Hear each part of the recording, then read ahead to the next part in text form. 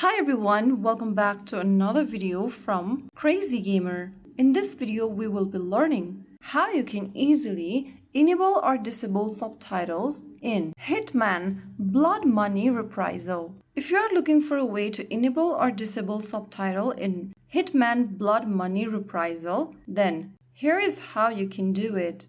First of all, launch open Hitman Blood Reprisal game on your device, and once you're inside the game, go ahead and tap on the pause button on the left, and then in the pop-up menu, click on Options.